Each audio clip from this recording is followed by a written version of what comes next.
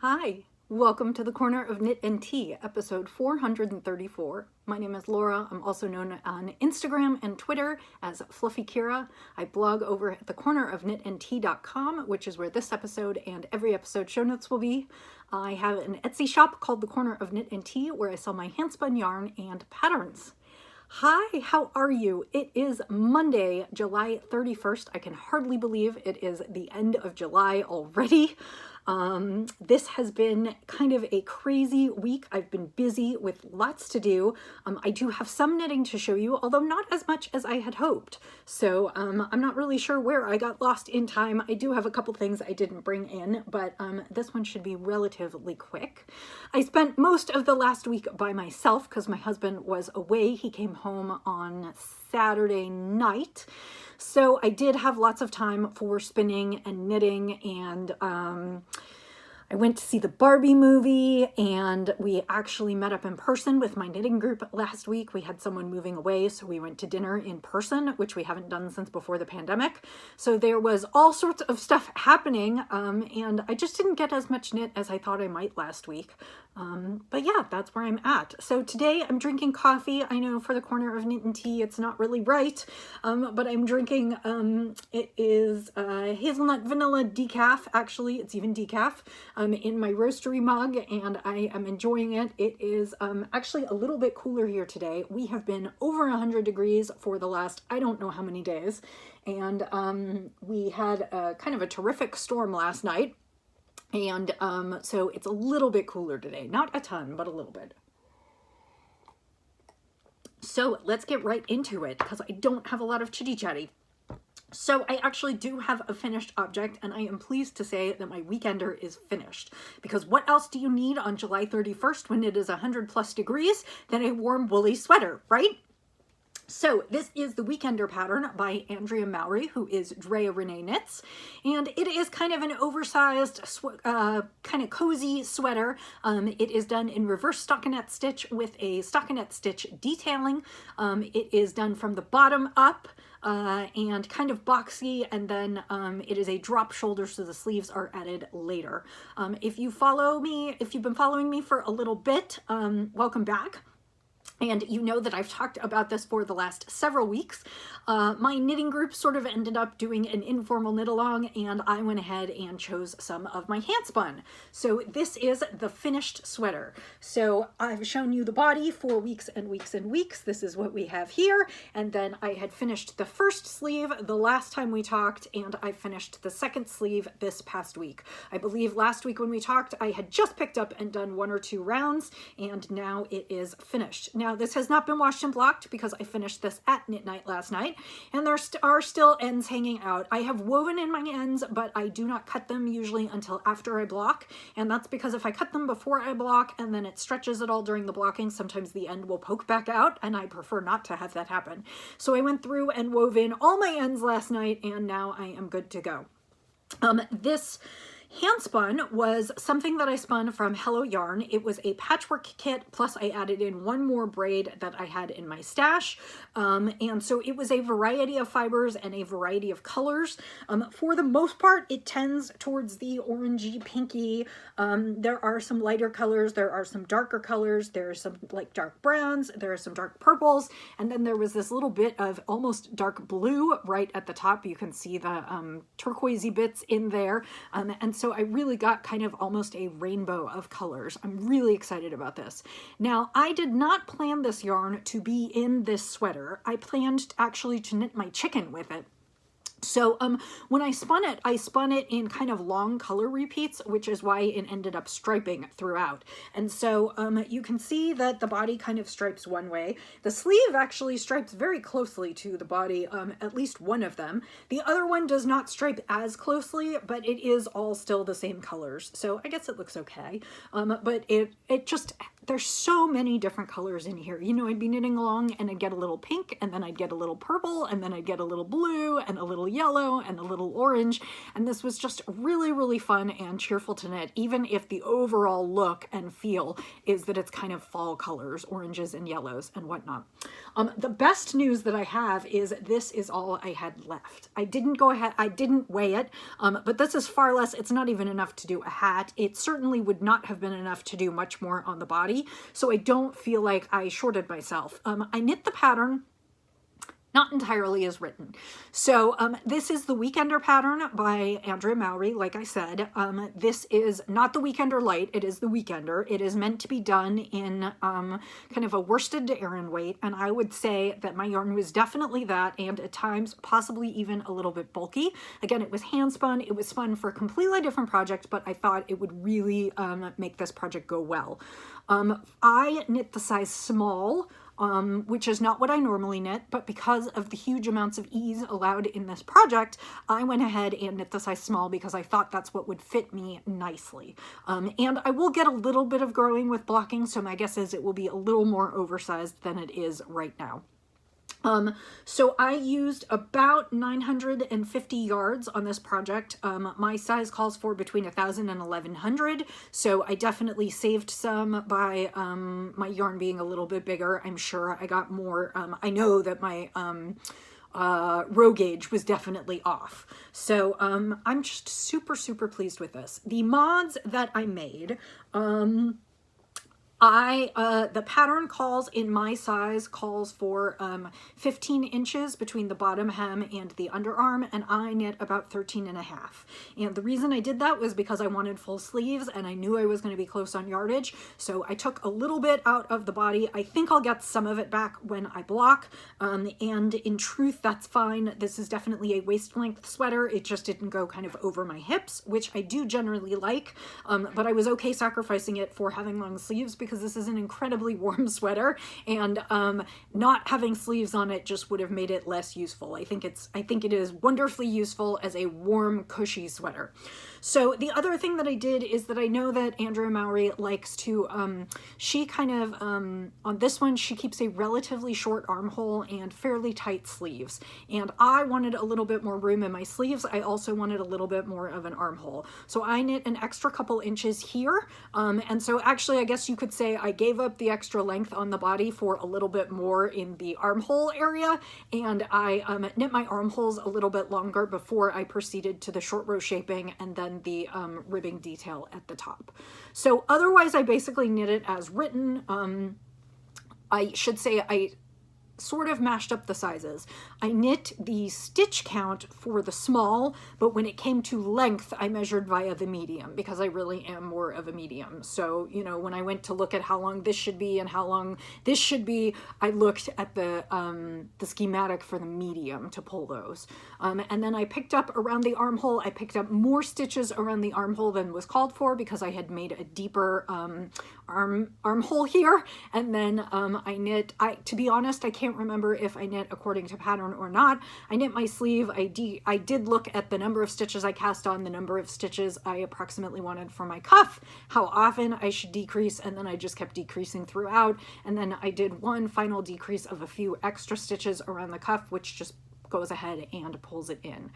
I used size 7 needles to knit this project, which is not what the project calls for, but I am always off on gauge, even if I'm using commercial yarn. So I used size 7, and then I used size 5s for the cuffs and other little bits of edges. So that is what I did, and I am really, really pleased. Like I said, all my ends are woven in, and now I just need to wash it and block it and photograph it, and then wait for a fall day because it is 100+ degrees. So I am not putting this on today, but it is done, and I am really, really, really pleased with it. I would like to knit with my hand spun again soon. I don't think I'll be doing it right away because I have some other things that I really need to get done, but I am pondering my next hand spun sweater, and I would say in the next month or two, definitely by Nanny Swaymo, I plan to be casting on another hand-spun yarn project. I do have quite a bit of hand-spun, including even a few sweater quantities, but I also have enough hand-spun or enough fiber that I could make a hand-spun sweater. So, you know, I could spin for it now and then knit for it in November. So that is a happily finished object and ready to move on. So as it turns out, I only actually have one project to show you, and that is because I was working on the sweater. I've been working on some chickens for the shop, and because I hadn't finished the sweater, I hadn't let myself cast on my next project. So next time I should have two projects to show you that I will be in the middle of. The project that I'm working on now is a brand new shawl pattern, and it is being knit. It is a sample for Zen Yarn Garden, and it is being knit with one of their shawl gradients. And I don't know exactly that. I do know that this is their Superfine Superwash Merino base. I didn't weigh the cake. I should have weighed the cake. I will weigh the object at the end because I'm basically going to knit just about to the end. This is a gradient cake made from a double-stranded blank. So actually this might be 800 yards, but I'm thinking maybe not. I don't know. So this is a double-stranded blank. Basically what that means is the two strands were knit up into kind of a loose stockinette panel on a knitting machine somewhere, and then they dyed them roughly similarly, and then they pulled them apart and wound them up together so that you can sort of knit you can knit two halves or two bits of something and they will match identically. Now I will say this this is not happening in this, and you can see that because you can see that there are definitely parts where they are not together. So like right here you have the green and the yellow, and so the sides actually look quite different. So but what I'm doing is I'm knitting two sides of a shawl at once, and then when I'm done I will go ahead and use kind of an interesting technique to join them together at the seam in the middle.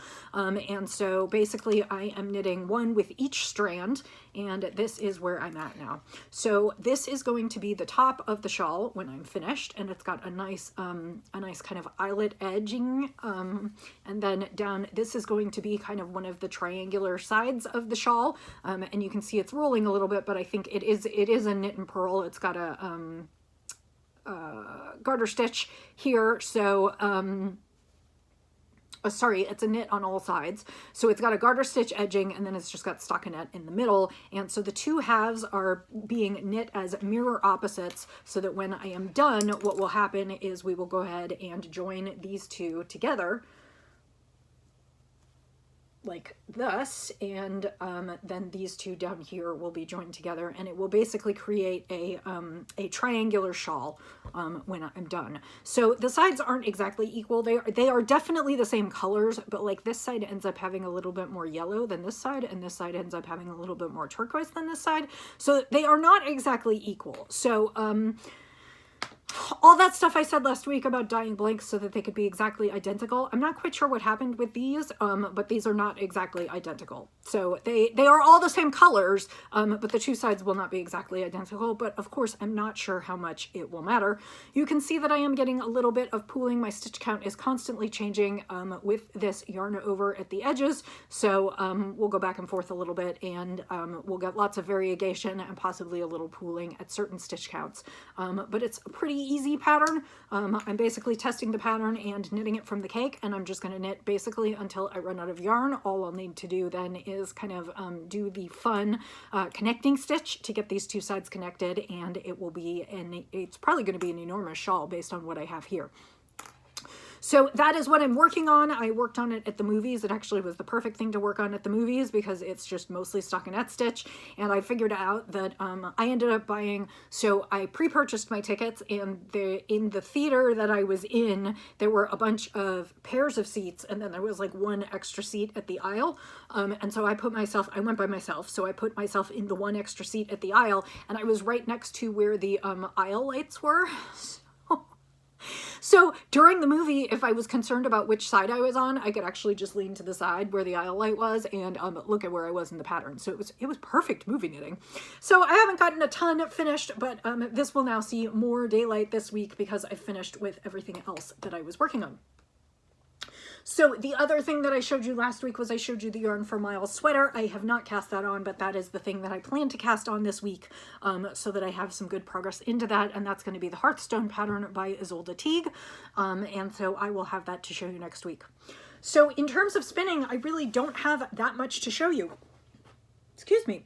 I did keep spinning this week because Tour de France, this week it was the Tour de France Femmes avec Zwift, which was the women's tour. It was a lot of fun. It actually, to me, was a little bit more exciting than the men's tour this year because things changed from day to day, and every time you thought someone was in the lead, someone else would have like a really good day and pull it from them. And so it was kind of an interesting race. The male race, it was fun to watch, but you basically knew the winner almost from day one. And so in this case with the women, it flip-flopped quite a bit. And so the men's tour is 3 weeks. And so there's a lot of time to kind of figure out who slots into which categories, which ones are sprinters and which ones are climbers. And everybody has a bunch of different chances to show what they can do. On the women's tour, it's only 8 days. And so they only had like one major mountain stage. And so, and it was like the next to the last day. So all through the week, there were a bunch of people that were in the lead. And then we got to the mountain stage, and a lot of the people that were in the lead had been sprinters. Those who do flat distances very well, but not those who do climbing distances very well. So then we had like a whole new class of competitors emerge. It was really exciting. So the thing that I spun this week is I spun some Kim Dye's yarn fiber, and it's called Indie Dyer Barbie. And this is the first skein that I spun up. It is just really, really fun. It's pink and blue and green and yellow.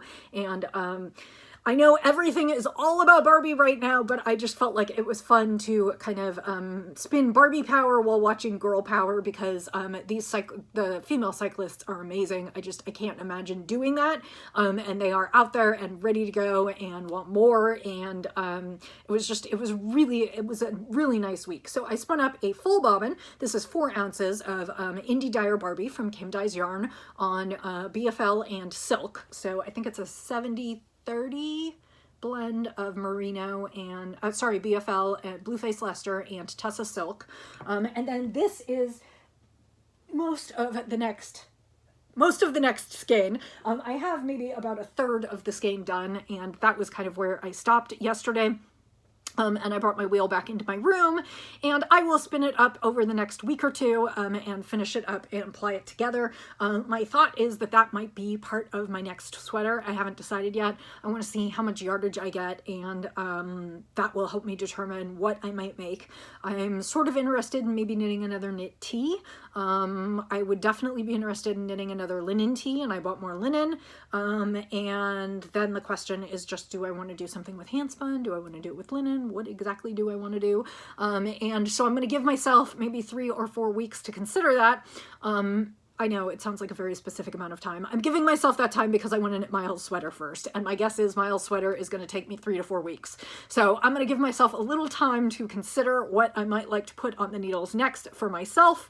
And in the meantime, I'm going to go ahead and work on Miles' sweater. And then I have some pairs of socks that I need to do. I actually bought some purple yarn for my final pair of, for the 6th pair of socks in my rainbow of socks for knitting in the heartland. Knit the rainbow. I had the wrong, wow, I'm really gonna acronym in my head, which is why I said the wrong thing. So I have those socks. My mom requested a pair of socks, and the kids will need socks. I'm gonna make the kids some socks for Christmas because their feet grow, so I make them new socks every year for Christmas. So that's kind of what I have coming up. Nanny Swaymo will be here before we know it. It is unimaginably hot here right now, although it is a little bit cooler today. But pretty soon I'm going to get excited for fall and all that fall brings, and I'm going to want to be knitting warm woolies. But I think maybe for 1 more month I'll keep away from that. So I think that's all I have to share with you today. I know I actually said it was going to be a short one, and it is actually a short one. Hopefully I will have more to show you next week. Last week I did note that all of the spins from Tour de Fleece, my Tour de Fleece spinning were up in the shop. I think only 1 has sold, but the rest are in the shop now. They went up last Friday, so if there's something you'd like to purchase, feel free. My guess is the next few weeks I'll be doing a little bit less spinning, both because I've spent the last 4 weeks spinning and I need to catch up on some knitting, and because I'm working on this one, so I won't have anything new for the shop quite yet, because that one's definitely staying with me. So I hope that you have a wonderful week ahead. I hope that if you are somewhere that is hot right now, that you are able to beat the heat. I hope you're enjoying your crafting, and I should have more to show you in another week. So take care, and I will say, as I always do, happy knitting, happy spinning, happy sipping, and I'll see you next time. Bye.